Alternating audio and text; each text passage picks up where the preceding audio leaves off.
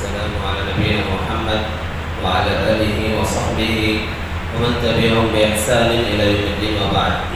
رب اشرح لي صدري ويسر لي أمري واحلل عقدة من لساني يفقهوا قولي. رب زدني علما رب زدني علما. حاضرین گرامی، رمضان المبارک کا یہ مہینہ بڑی تیزی سے گزر رہا ہے۔ رمضان المبارک کے مہینے کے جو مقاصد ہیں ان میں سے ایک مقصد یہ ہے کہ ہم تربیت حاصل کریں۔ تربیت حاصل یہ کریں کہ جیسے ہم کھانے پینے کی چیزوں سے بچتے ہیں ویسے ہی دیگر اور اللہ رب العالمین کے حرام کردہ چیزوں سے بھی بچیں۔ اللہ کے نبی صلی اللہ علیہ وسلم نے فرمایا من لم يدع قول الزور والعمل به فليس لله حاجة في أن يضع طعامه وشرابه۔ جس آدمی نے جھوٹی باتیں کہنا اور اس پر عمل کرنا ترک نہ کیا، چھوڑا نہیں، تو اللہ تعالیٰ کے لیے اللہ تعالیٰ کو ضرورت نہیں ہے کہ وہ آدمی اپنا کھانا پینا چھوڑ دے۔ رمضان المبارک کا یہ مہینہ تربیت کا مہینہ ہے، اس ناحیے سے کہ جیسے انسان کھانے پینے کی چیزیں اور دیگر چیزوں سے بچ رہا ہے ویسے ہی اسے محرمات سے بچنے ہیں۔ یہ محرمات جہاں قولی ہو سکتے ہیں وہی یہ محرمات عملی بھی ہوتے ہیں، یعنی زبان کا غلط استعمال نہ کریں، زبان سے بری باتیں جو ہے نہ نکالے، گالی گلوچ نہ کرے، کسی کی غیبت نہ کرے، کسی پر الزام نہ لگائے، جھوٹی گواہی نہ دے، یا اور بھی زبان سے جو برائیاں ہو سکتی ہیں ان برائیوں میں وہ ملوث نہ ہو، اور اس پر عمل کرنا ترک نہ کرے، یعنی کہ عملی طور پر جو بھی حرام کام ہو سکتے ہیں ان حرام کاموں سے اجتناب کرے۔ مثلا خرید و فروخت میں جو ہے کم ناپے تولے نہیں، یا جو ہے خرید و فروخت میں زبانی بھی یہ بات ہو سکتی ہے کہ سامان کی جو حقیقت ہے اس کو کہیں زیادہ بڑھا چڑھا کر کے بولے۔ تو حرام کام جو زبان کے طور پر ہو، زبانی اعتبار سے ہو، یا حرام کام جو عمل کے اعتبار سے ہو، ان تمام کاموں سے اجتناب کرنا رمضان مبارک میں کہ ضروری ہے اور دیگر مہینے میں بھی ضروری ہے۔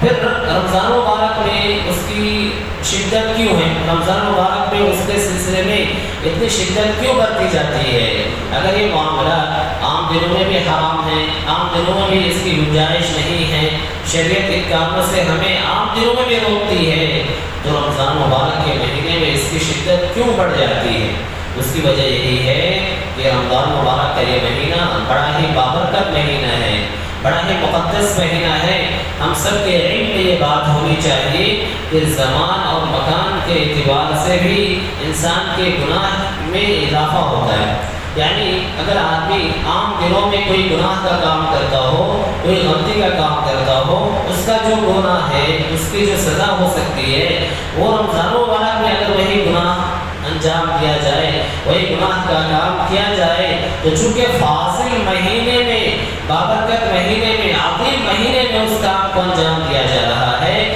مہینے کی تقدس کو پامال کیا جاتا ہے، ایسی صورت میں اس گناہ میں اضافہ ہوتا ہے۔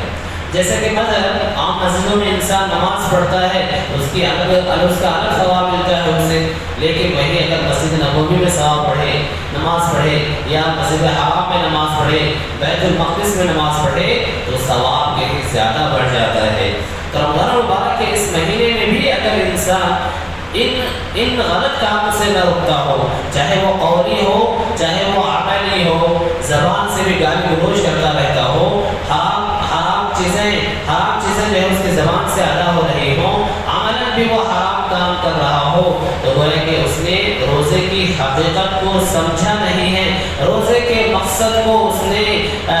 پورا کرنے کی کوشش نہیں کی ہے، اور روزے کا مقصد صرف اس نے یہ سمجھ لیا ہے کہ کھانے اور پینے کے اور دیگر مفترات سے رک جانے کا نام روزہ ہے۔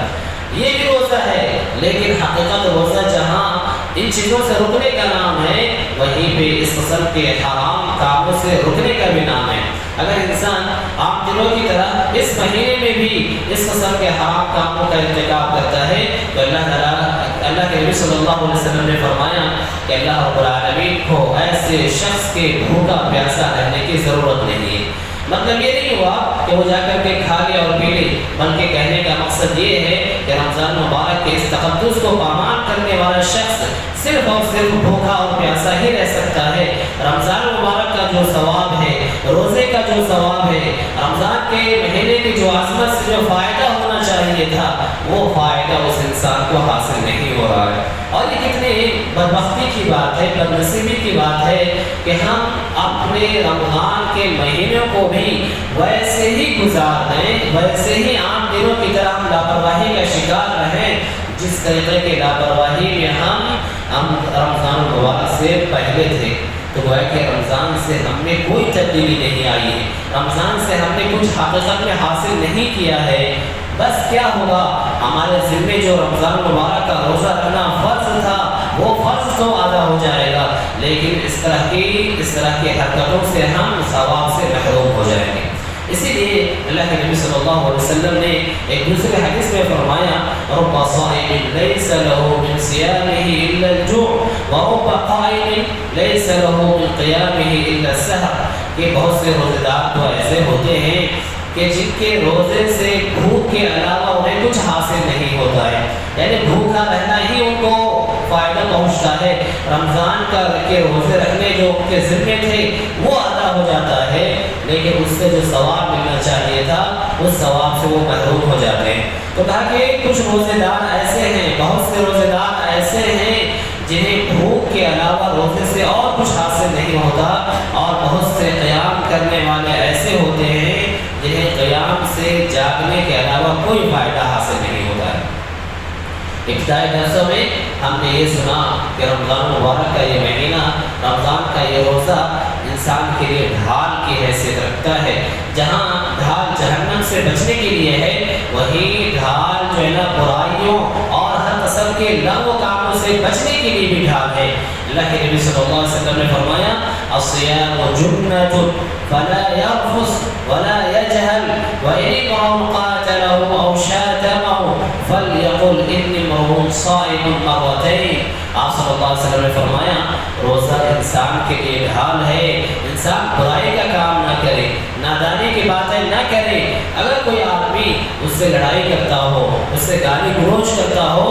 تو وہ یہ کہے میں روزے سے ہوں، میں روزے سے ہوں۔ تو گویا کہ رمضان مبارک کا یہ مہینہ، رمضان کا یہ روزہ جہاں ہمارے لیے جہنم سے بچنے کے خاطر ڈھال ہے، وہی رمضان کا یہ روزہ ہمارے لیے مختلف قسم کی برائیوں سے، مختلف قسم کے لغو کاموں سے بچنے کے لیے بھی ڈھال ہے۔ تربیت پانے کی جگہ ہے کہ آدمی اگر کوئی کسی کو گالی دے رہا ہو تو شریعت یہ تعلیم دیتی ہے کہ اس کے برائی کا جواب برائی سے نہ دے، بلکہ صرف وہ اتنا کہہ دے کہ میں روزے سے ہوں اور روزے کی حالت میں تمہاری برائی کا جواب نہیں دے سکتا۔ حالانکہ اگر کوئی آدمی کسی کو گالی دیتا ہے، برائی کا اتنے ہی برائی میں جواب دینا شریعت نے جائز قرار دیا ہے۔ کوئی آدمی کسی کو کوئی بری بات کہہ رہا ہو اور اگر وہ چاہے تو اس برائی کا جواب اتنے ہی کے ذریعے سے دفاع میں جواب دے سکتا ہے۔ وَإِنْ عَاقَبْتُمْ فَعَاقِبُوا بِمِثْلِ مَا عُوقِبْتُم بِهِ، اگر آپ کے ساتھ جو ہے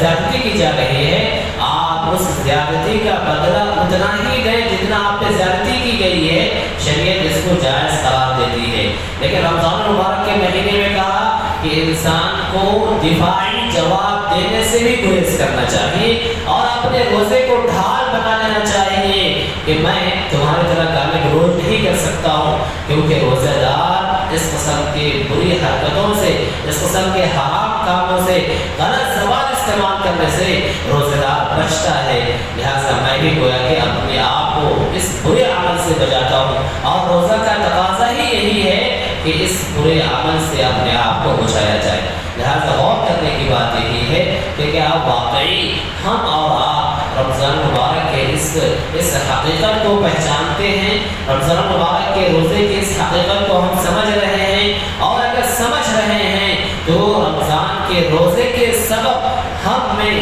اور آپ میں کتنی تبدیلی آئی ہے؟ کیا واقعی اس قسم کے برے اعمال سے ہم اپنے آپ کو بچا پا رہے ہیں؟ کیا ہم اپنے اڑوس پڑوس کے لوگوں کو بھی اس کی تعلیم دے رہے ہیں؟ اور سب سے پہلے اپنے روزے کی حفاظت کر رہے ہیں یا نہیں؟ اگر ہم کر رہے ہیں تو گویا کہ روزے کے سلسلے میں حقیقت میں ہم کامیاب ہیں، اور اگر ہم اپنی زبان کا اور اپنے عمل کے ذریعے سے ہم ویسے ہی حرام کام کیے جا رہے ہیں تو گویا کہ ہم نے روزے کی حقیقت کو سمجھا نہیں ہے۔ ہم کو روزے کی حقیقت کو سمجھنے کی ضرورت ہے۔ اللہ رب العالمین ہمارے روزے کو ہر قسم کے لغو اور رفث اور جو ہے ناجانے کے کام سے محفوظ رکھے۔ آمین۔ سبحان ربک رب العزة عما یصفون وسلام علی المرسلین والحمد للہ رب العالمین۔